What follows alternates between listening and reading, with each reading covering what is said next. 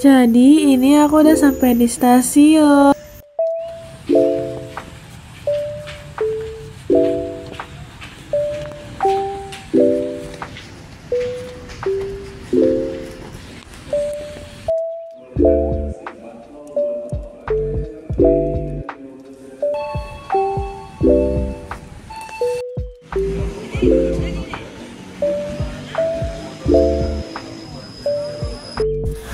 Hai, jadi aku udah masuk di keretanya. Nah, ini udah sampai deh di Museum Bahari.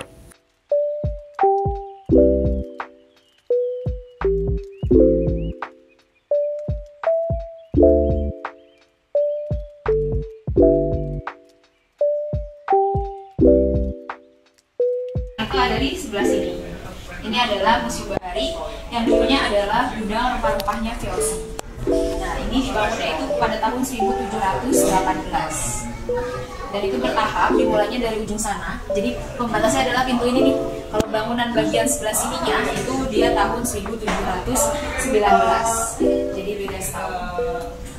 Dan dulu kenapa sih orang Belanda VOC itu membangun bangunan ini? Nah, bangunan ini dulunya itu difungsikan sebagai gudang dari rempah-rempahnya VOC. Tahu rempah-rempah apa? Pala. Iya, pala, cengkeh, Ya, lada, kayu manis seperti itu. Dan ini adalah gudangnya. Dan kenapa sih mereka itu mencari rempah-rempah? Karena rempah-rempah itu memiliki fungsi. Salah satunya itu pertama adalah fungsinya sebagai obat tradisional. Yang kedua itu sebagai buat bumbu dapur atau campuran untuk masak.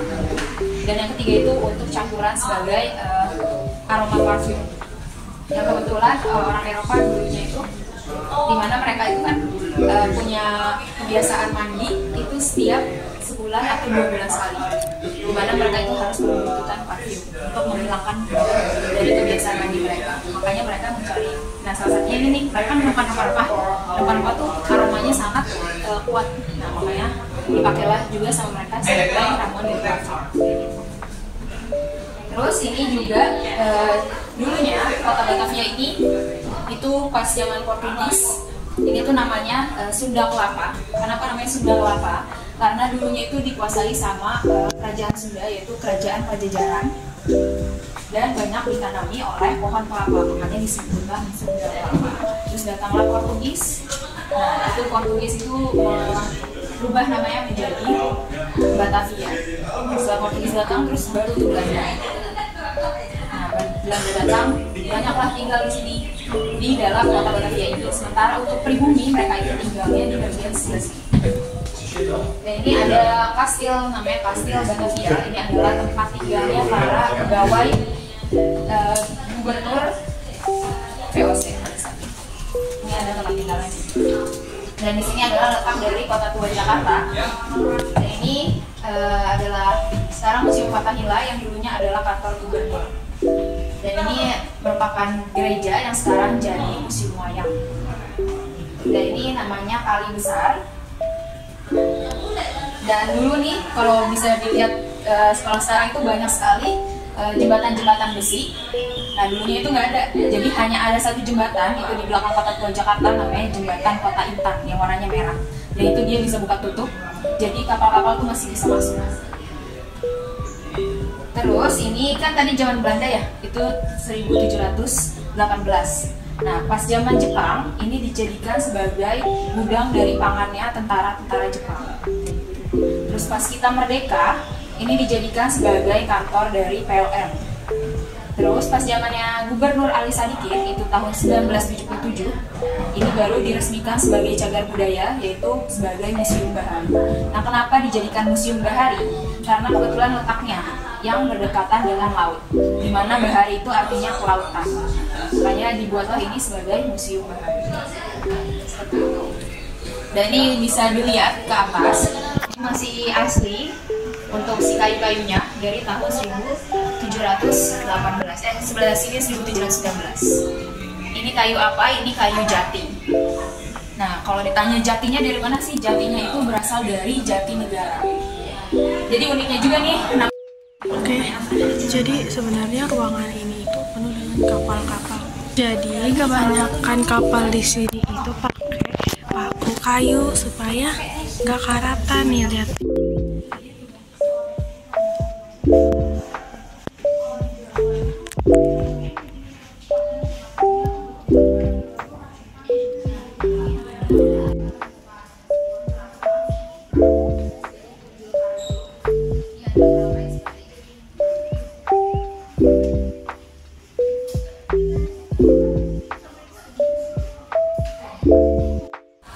Ini adalah bendera dari Belanda, negara Belanda. Ini bendera VOC dan itu adalah bendera dari suku Batak.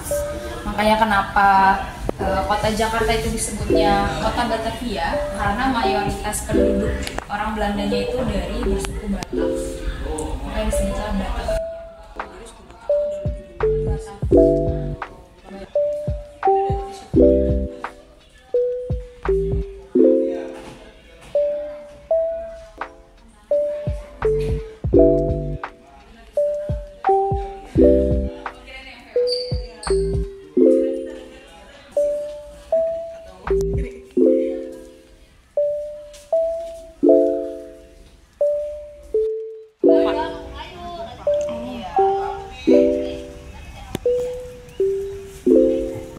Nah ini tuh katanya yang buat nahan gempa, yang bentuknya kayak Y gitu. Nah itu nanti pasak-pasaknya tuh bakal nempel sama kayu-kayu di dalamnya. Jadinya tuh kalau gempa bakalan kuat gitu. Nah ini aku lagi di ruang penjajahan asing di Batavia nih teman-teman. Karena dulu kan belum ada peta, belum ada Google Maps, makanya mereka tuh ingin tahu di dunia tuh ada apa aja sih dan sebesar apa sih dunia dan bentuknya seperti apa. Makanya mereka ingin membuktikan nih, makanya ada yang berlayar dari timur ke barat, ada yang barat dari ke timur kayak gitu. Ingin membuktikan bahwa bumi itu bentuknya datar atau bulat sih. Nah, Ibnu Battuta juga pernah ke Indonesia juga tuh, ke Samudra Pasai. Jalur kuning beda kan? Hijau ya? Biru. Itu jalurnya dia. Dia dari Maroko asalnya.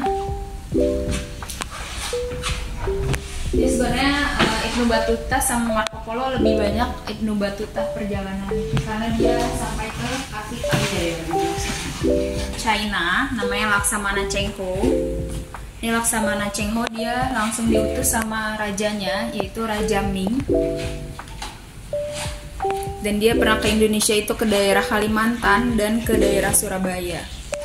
Dan dikabarkan bahwa Laksamana Cheng Ho ini dia menganut agama Islam. Makanya dia ada tuh di Semarang, dia itu ada kelenteng namanya Kelenteng Sampokong, di mana di Kelenteng Sampokong itu ada alkulturasi antara Buddha dengan Islam. Ini namanya Jan Huygen. Dia dari Belanda, dia adalah seorang kartografer. Kartografer itu seseorang yang membuat peta. Ini dia yang membuat peta dunia, salah satunya ke Nusantara. Ini dia yang membuat nih sebelum adanya penjajahan. Nah, petanya dari Jan Huygen ini.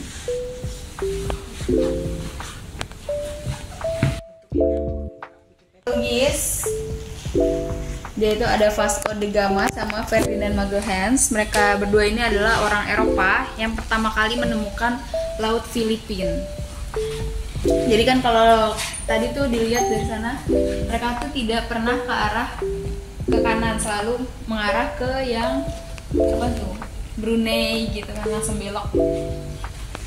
Gak ada yang ke Filipina. Dia nih yang pertama kali ke Filipina. Nah ini Fatahillah. Fatahillah ini adalah tokoh dari kerajaan Pajajaran.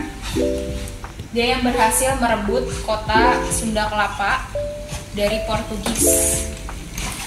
Dan yang sekarang itu perebutannya itu tanggal perebutannya yang ditetapkan sebagai ulang tahun Jakarta. Itu James Cook. Mereka berdua ini orang Eropa yang pertama kali menemukan pulau Australia. Ini orang Inggris berdua. Kalau yang ini ada Tasman, dia itu pegawai VOC, orang Belanda. yang berhasil menemukan Pulau Tasmania. Pulau Tasmania itu letaknya ada di bawah Australia.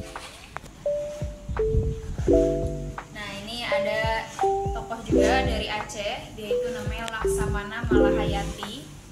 Dia itu adalah laksamana laut perempuan dunia pertama, asalnya dari Aceh. Dan uniknya nih, di dalam kapal perangnya itu adalah semuanya adalah perempuan dan berstatus janda.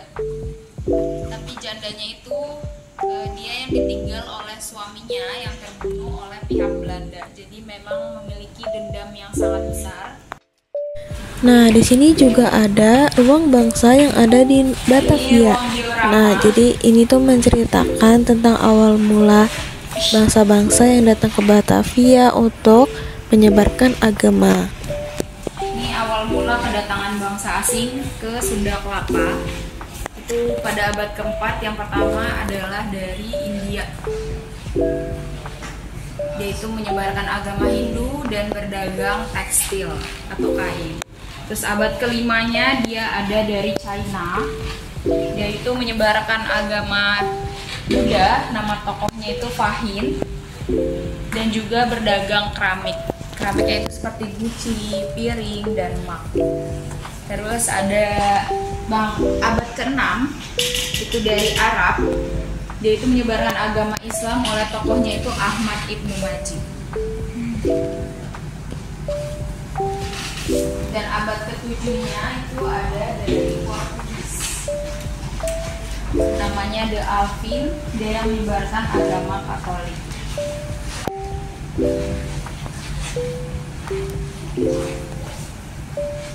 Terus ada dari Portugis juga, itu namanya De Alfonso gitu. Dia yang pertama kali menemukan biji pala itu di daerah Maluku, Banda Neira. Nah, karena dia menemukan biji pala nih, akhirnya banyaklah bangsa Eropa yang berdatangan ke Indonesia atau Nusantara. Ini ada contoh rempah-rempahnya.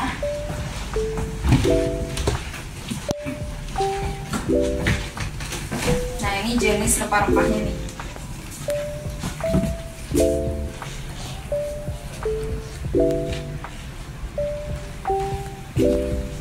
Dan dulu yang paling banyak dicari adalah lada, cengkeh, biji pala, dan kayu manis.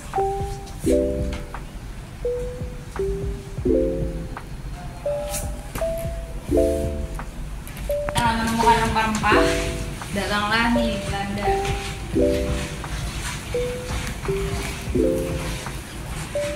Ini ada namanya Cornelis de Houtman, di mana Cornelis de Houtman ini adalah salah satu pimpinan dari VOC. Nah, Cornelis de Houtman ini juga salah satu pimpinan dari VOC yang dibenci sama pribumi. Kenapa? Karena dia itu menanamkan kebijakan di mana pribumi itu harus menyerahkan hasil buminya, itu seperti rempah-rempah, padi, jagung. Nantinya itu sama VOC dibayar dengan harga yang murah. Terus ada Sir James. Dia ini adalah dari Inggris yang pernah berlabuh ke Sunda Kelapa.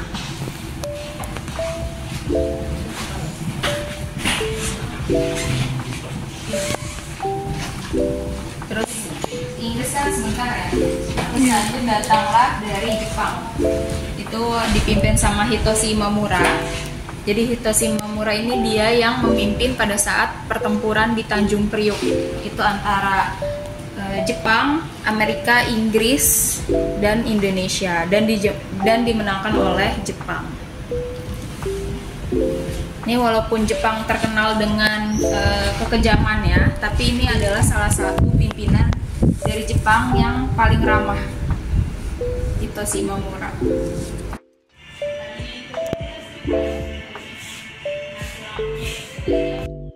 Jadi katanya di Museum Bahari ini dulu tuh pernah terjadi kebakaran. Nah, ini tuh ruang memorialnya.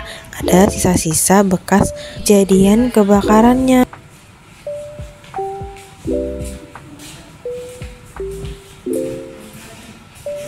Oke, aku udah selesai ke Museum Baharinya. Ini tempat terakhirnya. Sekian dari aku. Bye bye, sampai jumpa lagi.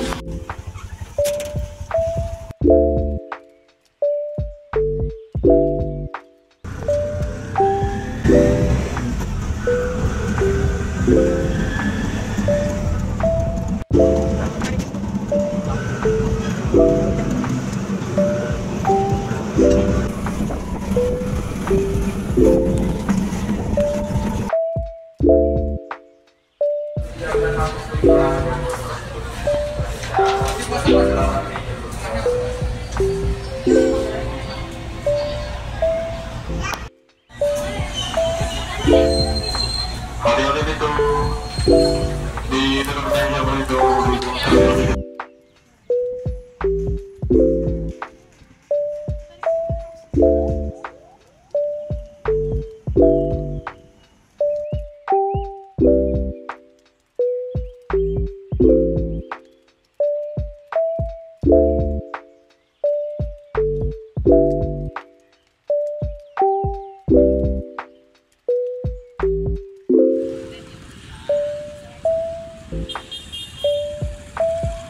Jadi aku udah sampai stasiun, tinggal nunggu di depan. Bye bye. Thanks for watching.